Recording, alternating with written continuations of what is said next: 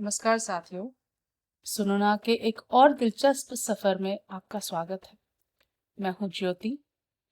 आज हम समय के पन्ने पलटकर पहुंचेंगे प्राचीन अरब की उन गलियों में जहां कहानियां जादू, जिन और इंसान की बुद्धिमानी से बुनी जाती थी।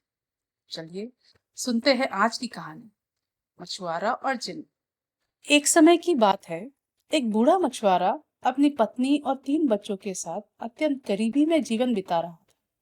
उसका नियम था कि वह दिन भर में केवल 4 बार ही समुद्र में जाल फेंके।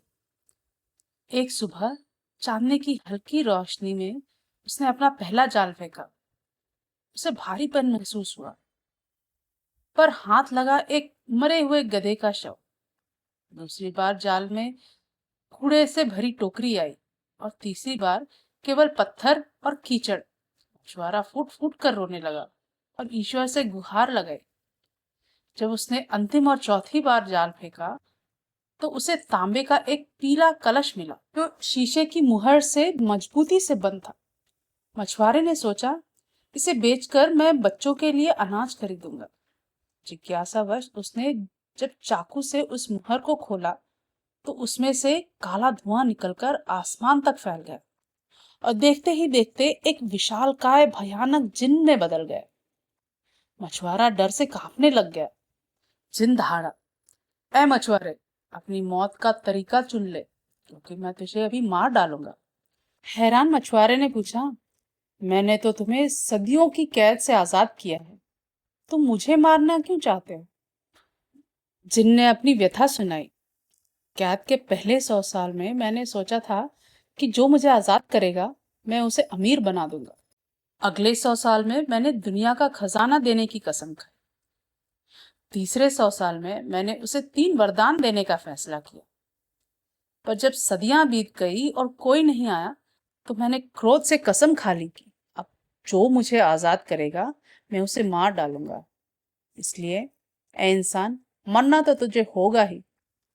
मछुआरा समझ गया कि ताकत से वह जिन को नहीं हरा सकता, इसलिए उसने अपनी बुद्धि का सहारा लिया। उसने जिन से कहा, मुझे यकीन नहीं होता तुम जैसे विशाल जिन इस नन्हे से कलश में समा सकते हो। तुम झूठ बोल रहे हो। जिन को अपनी शक्ति पर घमंड था और बोला, अविश्वासी मानव, देख मैं इसमें कैसे समाता।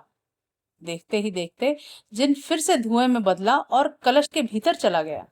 जैसे ही वो पूरा अंदर गया, फुर्तीले मछुआरे ने जादुई शीशे का ढक्कन वापस लगा दिया और मुहर बंद कर दी। जिन अंदर से गिड़गिड़ाने लगा, माफी मांगने लगा और दौलत का लालच देने लगा, पर मछुआरा अडिग रहा। उसने कहा, अगर मैं तुम पर भरोसा करूं तो मुझे डर है कि तुम मेरे साथ वैसा ही व्यवहार करोगे जैसा एक यूनानी राजा ने वैद्य के साथ किया था।